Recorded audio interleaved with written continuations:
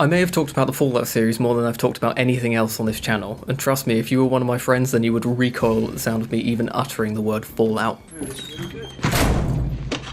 Shut your fucking mouth! But I was sat there the other day and I realised I'd never talked about Fallout, the original that is, so that right there is what this video is. Fallout is a 1997 post-apocalyptic RPG created by our overlord and god emperor Tim Kaine, who would later go on to create that game that everyone uses for thumbnail clickbait whenever they discuss RPG games to any extent. The game was developed as a spiritual successor to Interplay's earlier title Wasteland, after EA Bad retained the rights to that particular franchise. But I'm not going to talk about the development history because we've all heard it from 1,000 other people already. Just go watch Gavumers. I am, surprisingly, going to talk about the game itself, since a surprisingly low percentage of people in Fallout fan communities have actually played Fallout. After creating your character, the game opens to an utterly iconic slideshow narrated by Ron, if you play video games you're a loser, Perlman, after which you're greeted by What the fuck is that? who tells you that you need to go on a quest to find a water purification chip to save the lives of the yada yada. You are then expelled from the vault where you must fight the first boss of the game, the user interface. This first brick wall that you need to assault with your skull is almost definitely the reason why there's a sect of people who absolutely love these games, but have never really gotten into these games. And I can't fucking blame you. Everything you do is a series of 20 clicks. Combat, even with this turned all the way up, takes a fucking millennia, and absolutely nothing has tooltips. The only redeeming feature of the combat system specifically is when people die they sound like someone roundhousing a bowl of macaroni cheese. If 14-year-old me didn't already have a huge Fallout-induced tent pole, I don't think I would have even made it out of this cave. I'm so very happy that I did. Fallout is a game where you enter the world with a single location to travel towards, Vault 15, but that objective will lead you no closer to your goal of finding the water chip. It's a dead lead. From there you simply need to find your own way. And by that I mean you need to get distracted by side activities for a few months whilst everyone in your vault slowly dies of thirst. Eventually the time will get too low to ignore anymore and you'll have to start actually asking around about water chips, a question to which most people respond like, "Excuse me, bitch?" But eventually through either actually asking around or honestly more likely through blind luck, you will make your way to Necropolis, the most wonderful town this side of the pit of fermenting fecal matter. This is where I have to take a second to talk about the combat mechanics a bit, since this is the part of the game where you realise that the difficulty curve looks less like a curve and more like the peaks of the Himalayas. The combat is turn-based, and in your turn you can use your reserves of action points to do certain actions like item usage, movement, and two forms of shooting, normal and aimed. The problem with this combat system is that you spend most of your time clicking on people's eyes, taking 2 steps back, and then waiting for someone else to really slowly take all of their turns one by one until you get randomly critted to death and you have to load a save from half an hour ago. This could be used as an argument both for and against the idea that combat is important in crafting a good RPG.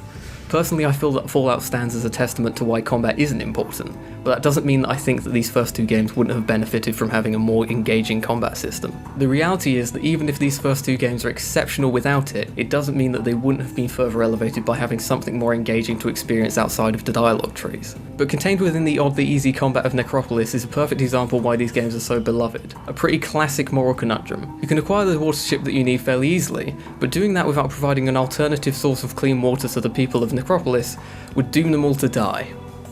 Maybe.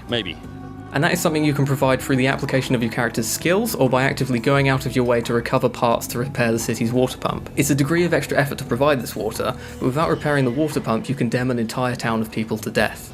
So anyways, after you get the chip and ignore the water pump because you can't be bothered, you're off to deliver the MacGuffin and finish the game. Psych! Turns out that your character was not smart enough to shut his mouth off screen because you let the Play-Doh man know that there's a secret army of Captain America-style super soldier mutants hiding out somewhere, and he tells you that for some reason you, specifically, must go and eliminate this threat. This is the part of the game where you're likely to have the most run-ins with the Brotherhood of Steel, and most certainly the Super Mutants. These are 2 groups that even the passing fan will recognise somewhat. But this is the beginning, this is their inception, the start of all things before both of these ugly cunts were boiled down to their base elements and strewn across the environment without a second thought as to why they should even be there. Alas, this is not a video about that. The Brotherhood of Steel are always seen or portrayed as some sort of techno-religious cult obsessed with saving mankind from itself and purging the impure. But in this first game it's more of a we're looking out for ourselves and you can fuck off sort of deal. Super mutants are portrayed as widely varied, both in terms of intelligence and aggression. They do all follow the same goal, yet they still retain their individuality, which is only a thing you typically see from the West Coast super mutant strains. I'm quite a big fan of Larry, Gary, Barry, Terry and Sally. But not Harry though, fuck that guy.